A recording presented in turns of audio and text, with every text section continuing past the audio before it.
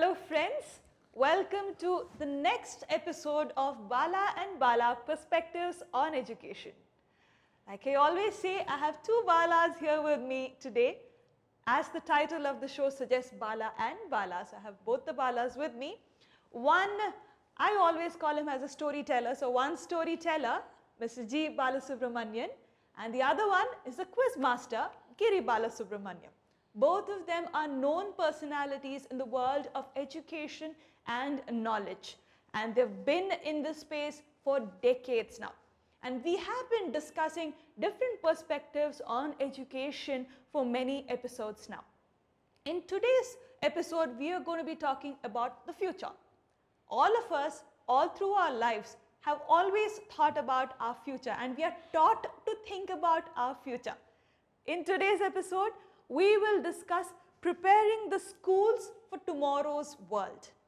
So my first question to both of you here today is future readiness a current or a perennial problem? Sir. Well, I think when I was young and I was in school in late 50s, we had the same question, what's the future, right? Probably when I became a teacher in 70s, we talked about what's the future. And we are asking the same question today. So that answers your question that the term future is always futuristic and therefore is a perennial issue. And rightly so. The reason being that the process of life always looks forward, not backward. And therefore, right from the young age, parents look forward to the future of the children. Young people look forward to the future of their career, right? The old people look for the future of their health. So the word future is organically associated with our body, our mind and spirit. And in the context of education, because education deals with the body, mind and the spirit, the word future is organically associated with education. What is your perspective on that? See, I think the very word future represents a mindset. It's about looking at moving forward. I'll give you an example. And it's a very child-friendly example. Teachers should use it in their class. We see the Australians play cricket, football, rugby, tennis. They wear a hat or a jersey. You'll find an emu and a kangaroo on their logo. You know why? It's got nothing to do with emu and kangaroo being present in Australia. It's got nothing to do with that. These are the only two animals that do not know how to walk backwards. And the motto of Australia is ever onward. It's a mindset. They follow it in sport, they follow it in the way they have fun, they followed it with COVID. Everything for them is ever onward. You do not keep procrastinating. And you do not keep waiting for tomorrow to arrive. You prepare for tomorrow. That, I think, is the importance of the word future. And I think preparing schools for tomorrow is basically saying, I want a no surprise event when I get there. So I'm just better equipped. So that's the way I see the future. Sir, could you throw some light on what are the suggestions that the National Education Policy has in terms of schools of tomorrow? Well, I think that's a very important question. The National Education Policy has taken cognizance of the dynamics of knowledge that has happened in the last couple of decades and now. You see, when I was a teacher, probably the way a textbook changed, it took 10 years. Later, when I became a principal, I found the book was changing once in 5 years. Later, when I became an official of CBSE, probably we were looking at revalidating a book once in 2 years. But now the speed of knowledge is haunting. I think we are concerned with not the mere speed of knowledge. Along beside the speed, we also have knowledge becoming irrelevant. And therefore, it's very important that we need to stay current, we need to stay relevant. And therefore, the National Education Policy, talks about developing a learning culture in which everybody will be a continuous learner. a self-learner, not defeating oneself with the inadequacy of the knowledge over that. And to add fuel to the fire, we have the technology right now, and the generations of technology has not only mesmerized us, but has kept us outdated every second, every minute. And therefore, the evolution of knowledge, the speed of knowledge, the synthesis of knowledge, and the integration of knowledge is leading to new subjects, new disciplines, new ways of living, and newer construction of knowledge. And that's exactly the national education policy is looking, how do we prepare our schools and children to be relevant and meaningful for the future of the country. Therefore, it very clearly says that we want an education system where children will not, will go to school not merely to process the knowledge, not only to, deal with textbooks, but will be able to produce knowledge, will be able to construct knowledge, and therefore we look at education as a process of innovation for the future. And therefore, the perspectives of the policy, the vision of the policy is very clear in preparing a futuristic child, integrating not only with technology, but with art, with other basic needs of human, emotional content. That I think that's a successful way the policy has defined the needs of the future for school education. Can you speak about what the NEP has spoken of future readiness of schools? Yeah, I think. Or what they should be doing for future readiness? I think there are two things NEP has done. One is NEP has really helped chart out what is required for India. The second thing NEP has done, which not many speak about when they speak in the context of NEP, is actually the NEP framework has aligned India with the SDG goals of the United Nations, which is SDG 4, quality of education. Today, yes, we will catch up with all our areas where we can do more, and there is a lot of areas where we can do more and should do more as a country in terms of just getting education to reach people. But that's no longer the global goal. The global goal is not about educating people. The global goal is now about quality of education. And I think in that area, NEP has done exceedingly well in aligning itself with the global framework. So what you're going to do in NEP is not in isolation. You're not a silo called India. You're doing it within the framework of a United Nations requirement. So I think that's a big plus for the NEP. What schools can do, therefore, is to start picking with what is right for them to begin with. I want to use this forum to tell principals, schools, educational institutions, governments, no one's going to be able to implement all of it at one go. True. Impossible. Don't even think about it. It is progressive, it is step by step, it is gradual, and it is at your comfort. The other great thing about this policy is it's empowering. The intent of the policy, now I'm not commenting on how it will get executed by respective schools or people, the intent that the policy expresses is to actually empower every unit school. Even in percentage measures, we are successful in doing that. We're taking this country leaps and bounds forward. So I'm all for it. All right. Let's move on. I would like to now speak about missing links in school education today that NEP is trying to address in this context. It's a very interesting question, and I think one of the major challenges in our education system has been, it has always been a top-down approach over that. The authority of knowledge has been played so articulately that people are not allowed to think differently. And the most important thing that in the school situation for the children is to challenge the existing style of knowledge, existing content of knowledge, existing method and implementation of knowledge, so that the alternatives and the solutions to problems can be found out. And in our education system, we have overplayed both the curriculum and the textbook in the sense that probably the delivery of a curriculum is to start from the first page of the book to the last page of the book, and thereby imprisoning the thinking faculty of the learners over that. I think we need to liberate the learners from the clutches of the textbooks and see that the contents are debated in the classroom. Perceptions are received, celebrated, encouraged, and even if there are mistakes done by the children, we should be able to accept them, because that is the first step towards the acquisition of newer knowledge over that.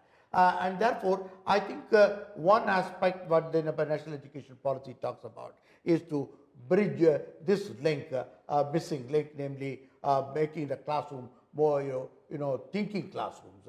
So critical thinking, problem solving have all been advocated by the national education policy. But what we need to know is how this is going to be implemented in the classroom by the teachers is very, very important. The second thing is that we have overplayed the examinations over that. The marking system, 95, 98, people even without having fundamental knowledge of the disciplines has been going on. And I think the policy, when it talks about the 3D assessment, self-assessment by the learner, peer assessment by the group, and the teacher assessment, that provides a wider platform for validation of the knowledge acquired by the child, and also in context, because it is not a one-time assessment evaluation, but it's an ongoing evaluation. And I think learning is an ongoing process, right? The learning structures, neural structures are modified almost every minute.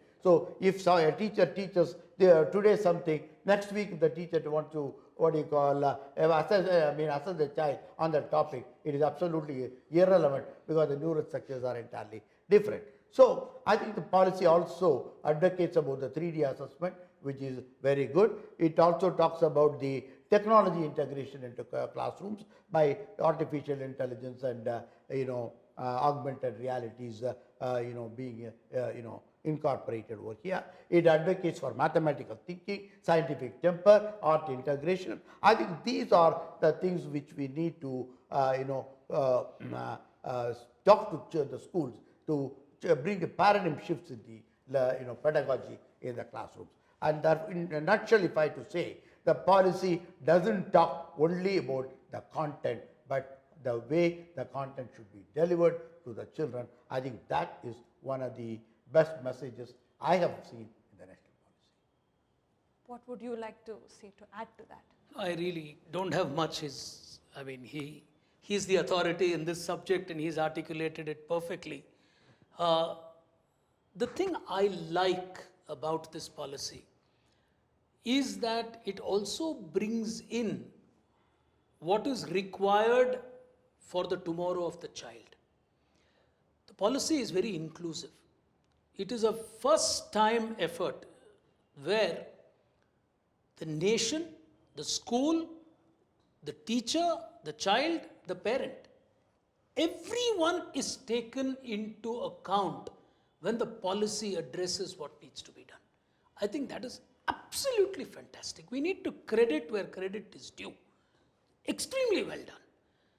And therefore, if you really look at what it advocates, for example, entrepreneurship, for example, financial literacy, computational thinking, integration of art, sports, storytelling, beautifully interwoven.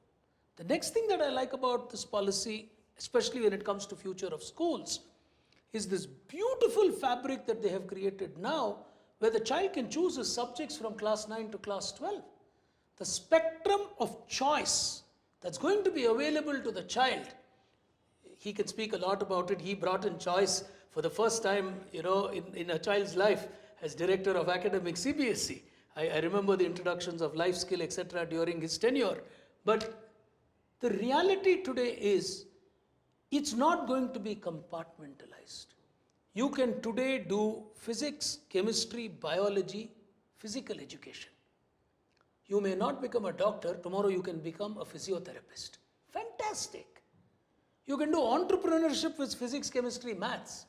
You may be brilliant at physics and you may want to run an enterprise, but you need to know how to run the enterprise. So I think those are welcome changes which will take the child and the school way forward in their future. All right. So my next question is directed to you. How can schools prepare themselves for future readiness? Now, future readiness is something schools have to provide to their students. So how can they prepare themselves for it? See, I think the schools need to first understand where they are and where they want to move. There is no one size fits all recommendation for NEP implementation. Even within a state, there are going to be areas that the state governments will probably state and tell you, saying, these will be goalposts you should aspire to cross. But how much you can move in that direction is something you need to look at as a school. You need to choose what you are comfortable with and pick those areas. For a lot of schools, there would actually be multiple of these areas listed in NEP which they are doing, but not doing it as a NEP requirement. So just putting it into an NEP objective, NEP framework itself could be 25% of the distance covered. And you may not realize it, and then you'll actually turn around and you go through the document and say, oh, I've been doing all of these things. Let me just put it into a more coherent manner and therefore achieve the first part of progress. The second requirement, in my opinion, for schools is going to be to get the teachers to first be comfortable with what is NEP's requirements. They are the bridge. No NEP implementation will be a success story if it is not going to be implemented in every unit classroom by every unit teacher. It will only remain on paper. It will again become one wonderful policy document where nothing happened on ground. What is execution of a policy in this context? In every classroom you have experiential learning, in every classroom you have art integration, in every class you have a questioning environment, you have more curiosity being facilitated. If those things can be achieved, then you have created the environment for change. Change then becomes easy. So these to me are the first two things schools should look at doing. Teachers are critical to this change, and with NEP, teachers are going to become ever more so important in the system of education than they were ever before. So if you're a teacher sitting anywhere watching this, pat yourself on your back. You're in the absolute right profession because you're so important. And outcome of all of this is clearly nation building. It's a very beautifully aligned system which leads to every single unit school across the country contributing to a better nation. So in theory, fantastic fabric. Could you mention 2-3 areas which will come under the ambit of future readiness that a school may find it easier to implement for their students? See, I think there will be areas of compulsions and there will be low-hanging fruits. Urban schools, for example. I expect urban schools to adopt areas like entrepreneurship. Urban schools to adopt areas like computational thinking. Computational thinking is actually growing in a big way even with government schools. Governments like Karnataka, etc. are doing this in a very big way in their schools. So I'm not creating an urban divide here or an urban advantage here. But all I'm trying to say is their ability to cross these bridges is normally seen to be a little faster. Where schools may take a little bit more time is probably putting in areas and structures for areas like financial literacy, so on and so forth. So I think taking those kind of areas first, where they can integrate rather than introduce, would be better. That's my first view. We go by easier integration and implementation first. Yes, because success breeds success. You need to believe that you can do it.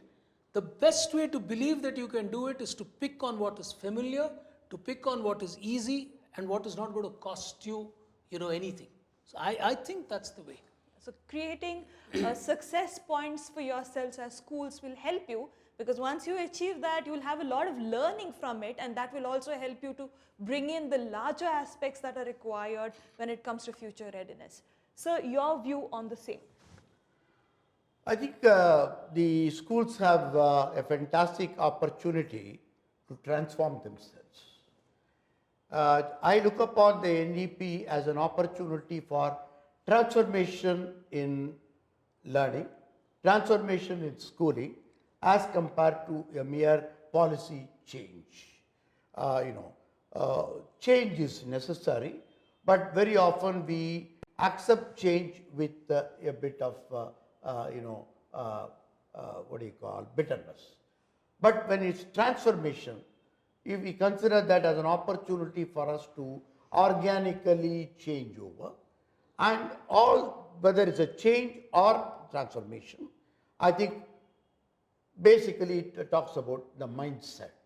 And therefore, there is a huge opportunity for the schools to undergo a change in their mindset, that they are not deliverers for an examination. They are not people who are pushing children from class 1 to 10, but they are people who are celebrating human life, human enterprise, human knowledge, human opportunities, and thereby providing a lot of,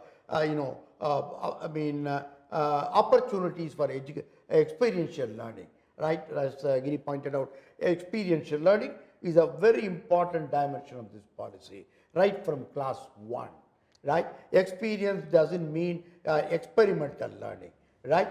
Experience is both cognitive, emotional, and as well as, the lifetime experience, integration that's happening around. So I think the policy provides opportunities for,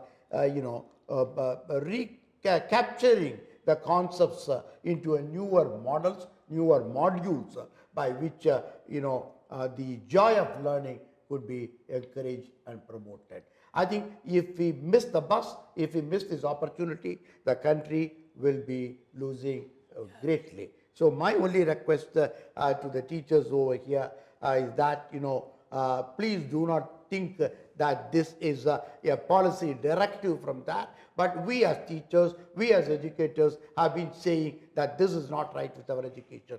That's not right with our education. But here is an opportunity for you to correct what has gone wrong. And if we keep our hands tight at this moment and we don't do it, I think we will be punishing ourselves rather than the future. My next question is actually an extension of what you just touched upon, sir. Is future readiness a change or transformation? As I said, is both a change and transformation. The reason is, let me start every single stakeholder of that.